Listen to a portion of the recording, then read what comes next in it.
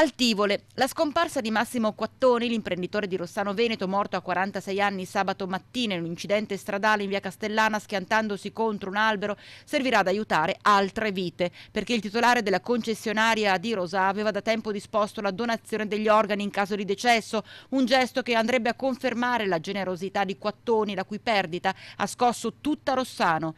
Intanto si è in attesa del nulla osta al magistrato e non si esclude l'esame autoptico per capire le cause del tragico incidente. Tutto l'altopiano sta studiando la strategia giusta per risollevarsi dai danni causati dall'ondata di maltempo dello scorso novembre. Da un lato si sta provvedendo a liberare i boschi dai tronchi abbattuti per evitare problemi fitosanitari. A oggi la priorità è la gestione del legname per evitare anche che i prezzi sul mercato crollino.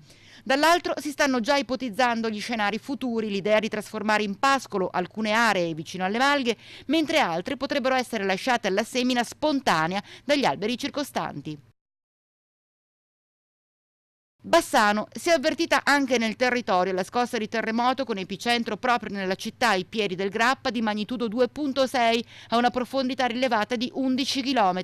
La scossa è stata localizzata poco prima delle 9, preceduta da una scossa più debole. A Bassano è stata percepita ai piani alti delle abitazioni, fortunatamente nessun danno.